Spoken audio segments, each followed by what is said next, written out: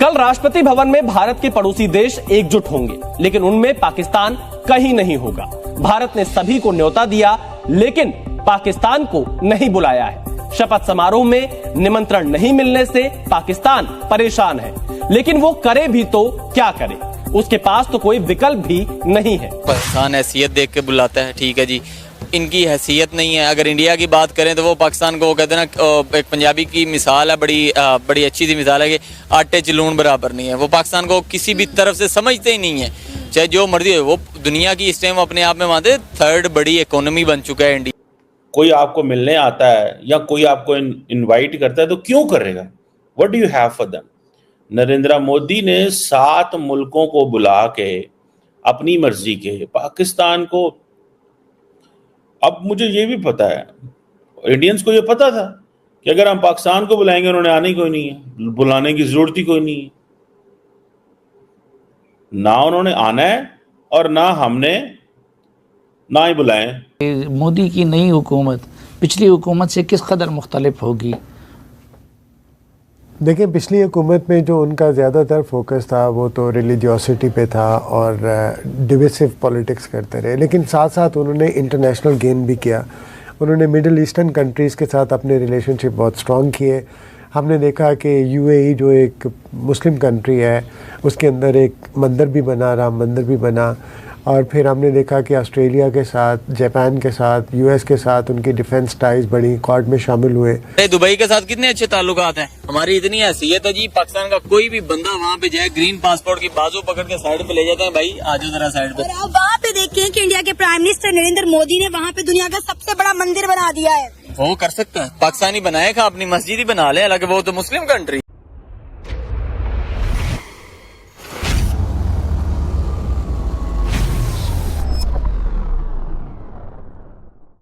बार फिर से नरेंद्र मोदी साहब भी आ गए और यहाँ पे नून लीग की गवर्नमेंट भी आ गई है, तो क्या इस ओथ सेरेमनी में नवाज शरीफ को या उनके भाई शहबाज शरीफ को इनवाइट किया जाएगा? और देखिए जी, पहली बात तो ये आ जाती है, कहते ना इंसान हैसियत देख के बुलाता है, ठीक है जी, इनकी हैसियत नहीं है। अगर इंडिया की बात करें तो वो पाकिस्तान को कहते हैं ना, एक पंजाबी की मिसाल है, बड़ी अच्छी सी मिसाल है कि आटे च लून बराबर नहीं है। वो पाकिस्तान को किसी भी तरफ से समझते ही नहीं है, चाहे जो मर्जी हो। वो दुनिया की इस टाइम अपने आप में मानते थर्ड बड़ी इकोनॉमी बन चुका है इंडिया।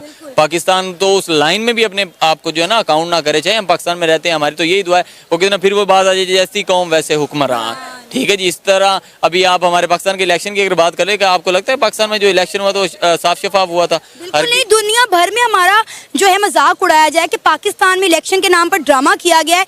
1 महीने तक तो रिजल्ट ही नहीं आ रहा था। अब इंडिया में देखें कैसे इलेक्शन हुए, ऐसे इलेक्शन हुए, ऐसे रिजल्ट आ गए। बांग्लादेश, भूटान, नेपाल, श्रीलंका, ये सारे ममालिक के साथ वो काम कर रहे हैं।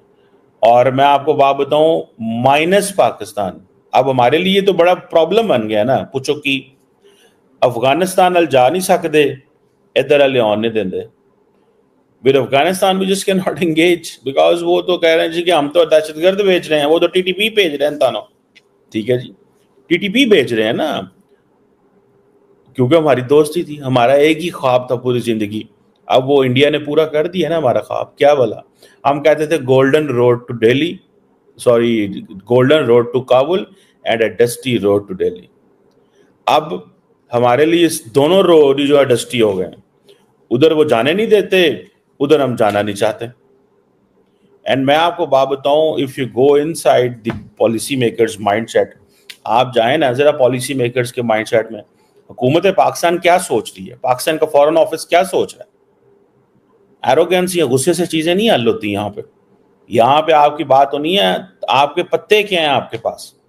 उनके जो प्रधानमंत्री मोदी जी हैं वो तीसरी दफ़ा प्रधानमंत्री बनने जा रहे हैं और उनके ऊपर ऑब्वियसली उनकी ओथ टेकिंग सेरेमनी है, उसकी बात आपने की। तो ये जो बात है आपके दूसरी कंट्रीज़ को इनवाइट करने की, ये देखें, ये आपकी फॉरेन रिलेशंस क्या हैं, आपकी डिप्लोमेसी कितनी सक्सेसफुल है, सही बात है, ठीक है, आपके कितने जो है ना सिर्फ एशियन नहीं, other side of the world, मतलब European leaders will be coming over here, so this is again an achievement. देखिए, एक बिग मार्केट होना एक अलग चीज़ है, लेकिन उस मार्केट की एक्सेप्टेंस और उस मार्केट से रिलेटेड जो मैटर्स हैं उनको इतना रिगार्ड देना by the western side of the world और even from the other Asian countries as well, so this is again an achievement for them.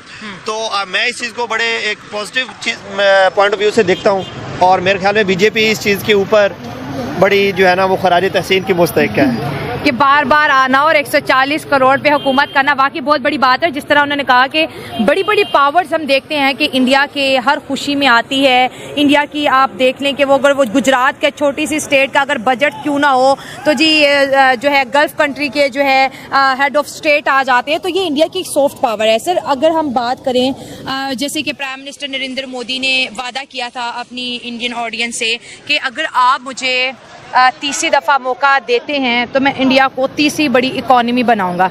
अब इंडिया की नज़र जो है उन वादों की तरफ है, क्योंकि मोदी साहब जैसे वादा किया गया था कि वो ही वज़ीर आज़म बनेंगे, और कुछ लोगों का ये भी मानना है अगर वो नहीं होते तो इंडिया की शायद ऐसे ग्रोथ नहीं हो पाती। जी देखें, ये बात बिल्कुल ठीक है। जो पिछले 2 टेन्योर्स हैं अगर हम उनको एनालाइज करते हैं तो मोदी एडमिनिस्ट्रेशन ने बड़े अच्छे काम किए हैं। ठीक है, he brought too much on the table, जो इंडियंस के लिए है अच्छा है, एज ए नेशन उन्होंने ग्रो किया है।